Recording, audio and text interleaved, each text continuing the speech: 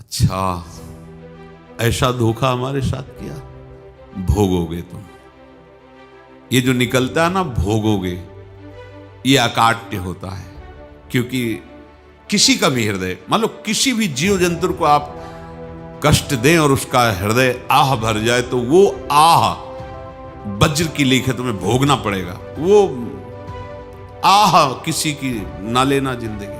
कोई ऐसा कोई आह भर करके कह दिया तुम समर्थ हो, हम तो कुछ कर नहीं सकते, और अंदर से दुखी, फिर तुम्हारी सामर्थ्य काम नहीं करेगी, मिट्टी में मिला देगी। ऐसा नहीं कि आप जो कर रहे हैं कोई देख नहीं रहा, कोई हिसाब किताब नहीं, जो कर रहे हैं अवश्य में भोक्तव्यम, बहुत सावधान।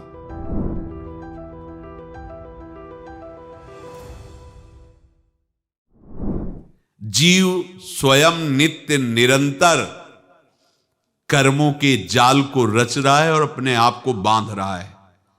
आपको मुक्त होना है, बंधना नहीं है। जीव का जन्म कर्मों के अनुबंध से होता है, कर्मों के बंधन से होता है, और उसको अपना ऋण चुकाना होता है। कर्मानुबंध ये बहुत सूक्ष्म विषय है। जैसे आप जिस परिवार में जन्म लिए हैं, तो उस परिवार के लोगों से आपका ऋण है, इसलिए उसी परिवार में आप आए हैं। और ऋणानुबंध, उसको बिना चुकाए या बिना वसूल किए आप वहां से जाएंगे नहीं। आपको लेना है तो वसूल करना है, और देना है तो चुकाना है। ये पूर्व के जन्मों से निश्चित किया गया है। जैसे किसी के यहां पुत्र हुआ, जन्म से ही पैसा खर्चा शुरू हुआ, जो बड़ा हुआ तो उद्दंडता के द्वारा मार पूरे परिवार को क्लेश पर क्लेश देता चला जा रहा है। ये तुम्हारे कर्म का फल है। या ऐसे शक्तिहीन बुद्धिहीन ऐसे पागल पूरे जीवन सेवा करो, तुमसे अपना हिसाब चुकाने के लिए वो आया है। अब परिवार के जो सदस्य जुड़े आके, मतलब पत्नी आते ही पूरी हृदय में आनंद, परिवार में आनंद, और जीवन भर वो आनंद ही सुख देने के लिए उसका जन्म हुआ। वो अपना ऋणानुबंध मुक्त, और आते ही भयंकर क्लेश खड़ा कर दिया, बीच में दीवाल और झगड़ा वैसा, फिर अतरे दिन मारपीट शुरू, कलह अशांति, पूरा जीवन नरक हिसाब करने आए। यहां ऋण चुकाए बिना कोई जा नहीं सकता, ऋण चुकाना पड़ेगा।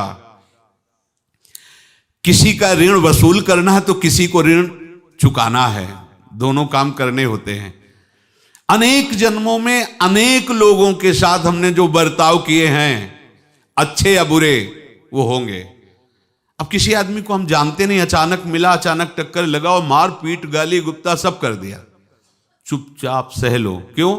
ये आपका हिसाब है, पूर्व का हिसाब। हमारा उससे कोई द्वेष नहीं, कोई संकल्प नहीं। अचानक घटना घटी और हमसे द्वेष करने लगा, हमें पीटने लगा, हमें गालियां दे, ये हिसाब है, चुपचाप सह जाओ। अपने घर का भाई ही भारी दुश्मन बन गया और क्लेश दे, हिसाब है।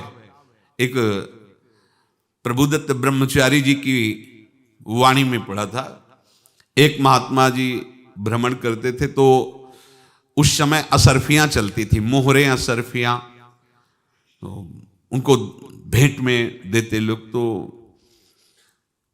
या तो ठाकुर सेवा में लगे तत्काल, या संत सेवा में तत्काल लगे, उसका संग्रह करके डोलना ये ठीक नहीं है। बैरागी के लिए सिद्धांत में ये ठीक नहीं है। तो जब 2, 4, 6, 8 ऐसे मोहरे हुई, तो उन्होंने विचार किया कि और भ्रमण करके जब काफी मोहरे हो जाएंगी तो प्रयागराज में जब कुंभ पड़ता है, एक बार पूरे सब अखाड़े के संतों को, अलग अलग संप्रदाय सब संतों को बुलाएंगे और सबको पवाएंगे। अब साधु है तो यही विचार करेगा, और क्या विचार करेगा। तो उन्होंने ऐसे डंडा बनवाया, बेंत, जो ऊपर से चूड़ीदार और भीतर पोला, और मोहरे उसमें डालते गए। और भ्रमण, जहां जहां श्रद्धालु भगत थे सबके यहां जाना, और इच्छा रखना कि एक मोहर तो दे दे दक्षिणा में। कामना कोई भी हो वो बांधती ही है, ध्यान रखना। इसीलिए प्रभु जो चाहे वो करे, अपनी चाह नहीं रखनी चाहिए, अपनी चाह प्रभु की चाह में मिला देनी चाहिए। धीरे धीरे वो छड़ी भर गई। भ्रमण करने वाले महात्मा चूड़ी लगाई, इंतजार करते रहे। जब प्रयाग का कुंभ पड़ा तो चले। तो रास्ते में एक गांव में पूछा जाता है, जैसे कहीं रुको कि कोई श्रद्धालु ऐसा है जो संत सेवी है। तो कुछ लोगों ने बताया, हाँ एक परिवार है बहुत संत सेवी है और आपको मिलाते हैं उनसे। आइए महाराज, घर में रुका। खूब अच्छा हलवा पूड़ी पवाया और जो घर के मालिक थे चरण दबाए। चरण दबाते दबाते उनकी दृष्टि पड़ी उस डंडे पे। इतना मोटा और ऊपर से कुछ चूड़ी सी भी नजर आ रही, इस डंडे में तो कोई रहस्य है ही है। अब महात्मा जी को खवा पिला के सुला दिया। महात्मा जी जब सो गए तो पत्नी से धीरे से कहा, वो डंडा लाओ बाबा जी का डंडा। वो चूड़ीदार जो ही खोला पलटाया तो सैकड़ों मोहरे। ऐसे संत रोज पधारे भगवान, तुम आनंद हो जाए फिर क्या। पत्नी से कहा, नाप के कंकड़ लाओ। वो तो महात्मा जी तो खाए खीर पूड़ी, आराम से सो रहे। रात में पूरी प्लानिंग करके उसमें कंकड़ भर के चूड़ी लगाकर सिराने रख दिया, सारी मोहरें हटा ली। महात्मा जी आराम से छड़ी उठाए तो वजन पक्का। वैसे बड़े लोग चतुर होते हैं, पर ये नहीं जानते कि कर्म कितना भयानक होता है। और उनकी कोई संतान नहीं थी, पर धन में इतना प्रेम उनको था। बहुत सावधान। साधु महात्माओं के पास जो अर्थ है, गृहस्थी अगर आता वहीं से है, पर अगर उसको जोर जबरदस्ती या किसी छल कपट से, तो वो उसका विनाश ही करता है। आज तक का प्रमाण है। अब उनको ये भाव पता नहीं होगा, या पता होगा तो लोभ के कारण वो उसको मान नहीं पाए होंगे। महात्मा जी गए प्रयाग में, किसी अखाड़े पर रुके और वहां प्रार्थना की कि कल जो है संपूर्ण अखाड़ों का निमंत्रण किया जाए और सब संतों को भोग पवाया जाए और उनको दक्षिणा भी दी जाए। महंत ने सोचा कि बहुत बड़ा है तो उत्सव है, क्योंकि प्रयाग में कितने हजारों संत महात्मा सब।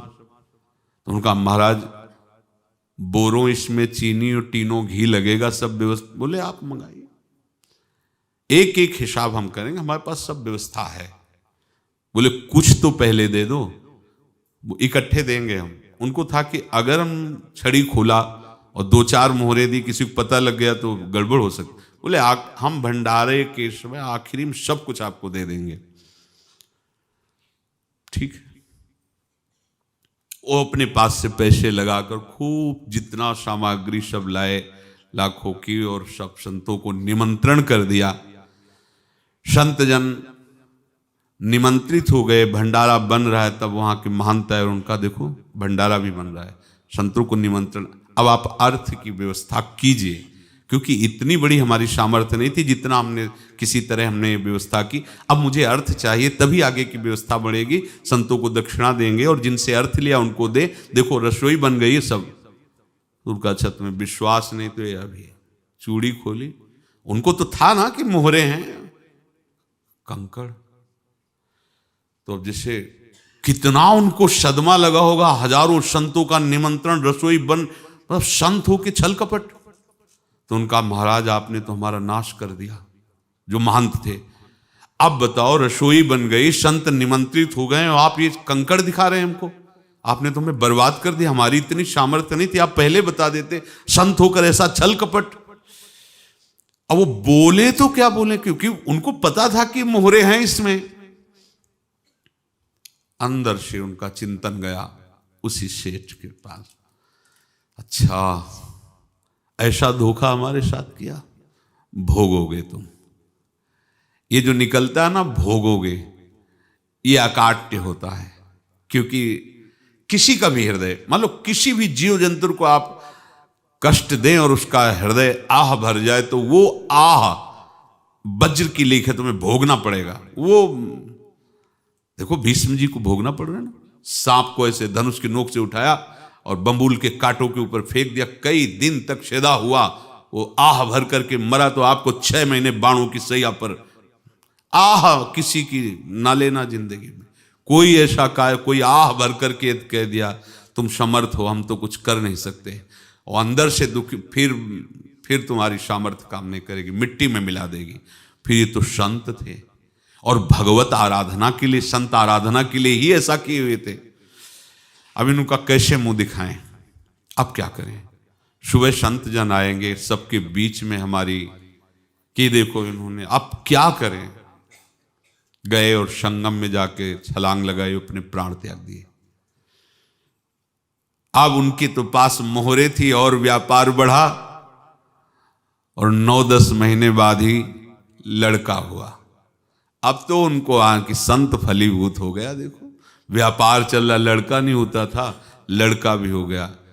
बड़ा आनंद छा रहा है। जब से वो प्रकट हुए और धन की वृद्धि शुरू हो गई, पढ़ाई लिखाई में उनके खर्चा हुआ सब, बस बीमारी शुरू हो गई उनके शरीर में। अब उसमें पैसा जाना शुरू हुआ। इतने आसक्त तो वो दोनों हो गए कि कुछ भी हो, व्यापार ठप, संपत्ति बेचना शुरू। तो उन्होंने कहा कि बेटा मैं क्या कर सकता हूं तुम्हारे लिए।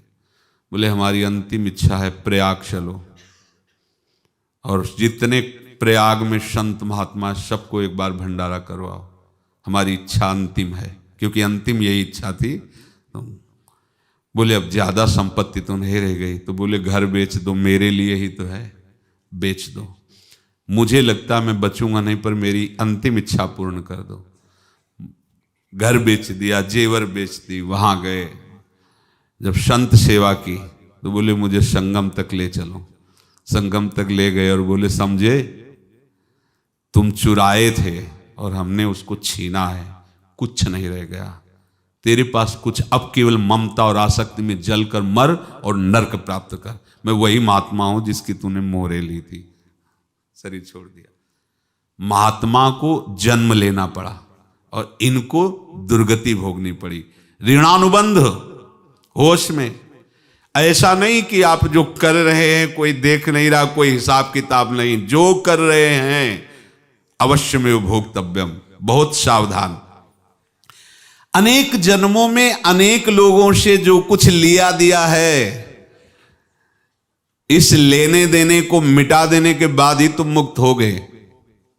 इसीलिए एक उपाय है, लेना न देना मगन रहना। क्या?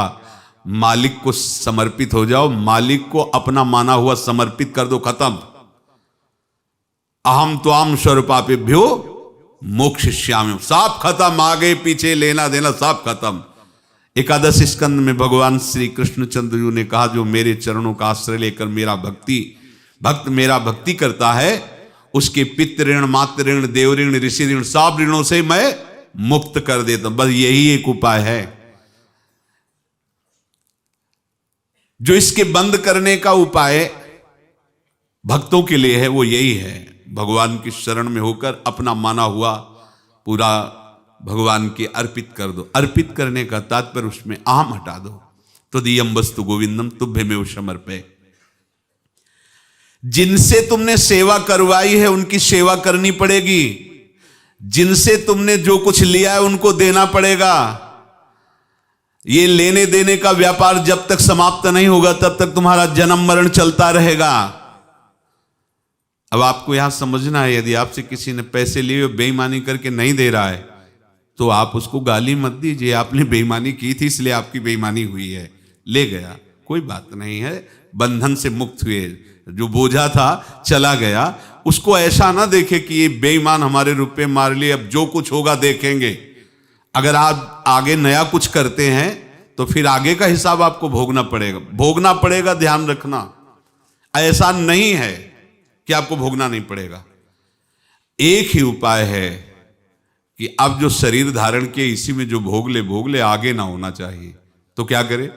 सर्वतो भावेन भगवान की शरण ले ले। ये तो सर्वाणि कर्माणि मयि सन्न्यस्य मत्पराः अनन्येनैव योगेन माम ध्यायन्तु उपासते तेषामहं समुद्धर्ता मृत्यु संसार से। ये बड़ा कठिन है पार होना, कोई छोटी मोटी बात है। एक महात्मा बाल्यावस्था से भजन करते थे, शालिग्राम भगवान पास रखते थे और उन्हीं की आराधना करके बस पाठ नाम जप और भ्रमण करते थे। यौवन अवस्था थी, गंगा जी के किनारे अपने ठाकुर को विराजमान करके स्नान करने के लिए कपड़ा ही उतार रहे थे कि 90 लोग आ गए, भाला तलवार सब ले, मारो मारो इसको मारो, घेर लिया। तो उन्होंने हाथ जोड़कर कहा हमने क्या अपराध किया, कोई सुन ही नहीं रहा। तो उन्होंने कहा मार तो डालोगे ही आप 90 लोग, हम कोई अस्त्र शस्त्र तो लिए नहीं, एक बार हमें गंगा में डुबकी लगा देने दो और अपने ठाकुर को स्नान करा देने दो, फिर इसके बाद आप मार देना। भगवत इच्छा से वो लोग रुक गए, स्नान किया और अंदर से प्रार्थना की, प्रभु ये क्या लीला है आपकी, आपके सिवा मेरा कोई है नहीं और ये मुझे मारना चाहते हैं। तो भगवान ने जानते हो क्या कहा उनके अंतर में, तुम मेरे में ध्यानस्थ हो करके शरीर को छोड़ो, ये लोग मारेंगे, ये मेरे भजन का फल है कि तुम्हें 90 जन्म नहीं लेना पड़ेगा, एक ही जन्म में 90 मिलके, तुमने 90 हिंसा की थी पूर्व में, तो तुम्हें 90 बार जन्म लेना होता और एक एक करके मारते। ये मेरे भजन का प्रताप है कि एक बार में ही 90 का हिसाब हो जाएगा। तुम आंख मूंदो, मेरे ध्यान में मगन रहो, मेरे प्रताप से तुम्हें कोई चोट नहीं होगी और स्वाभाविक मूर्छावस्था में प्राण तुम्हारे छूट जाए। ऐसा ही हुआ, ऐसा हुआ। तो ये बात समझ लो कि ये जो कर्मानुबंध है, ऋणानुबंध है। अब देखो, अगर शाप महात्माओं ने दिया कि तुम्हारे वंश का इससे विनाश होगा, तो भगवान भी परम धाम जा रहे तो उसी कील से, बाण की नोक में जो मछली लील गई थी छोटा कण, उसी से की नोक बनाई और उसी नोक को प्रहार किया, भगवान के श्री चरण में वही बाण की नोक लगी और भगवान ने स्वीकार किया ना। भगवान का बड़ा लीला विचित्र है। अगर छुप करके उधर रामावतार में बात, तो इधर ऐसे स्वीकार किया है भगवान ने। ऐसा कहीं नहीं दिखाया कि मैं भगवान हूं तो मैं अपने लिए, ऐसा नहीं दिखाया। नारद जी का हित किया पर नारद जी ने शाप दिया तो भगवान ने स्वीकार किया। बंदरों ने ही सहायता की, जैसा बोले थे वैसा। ये लीला इस शरीर में भोगनी पड़ेगी।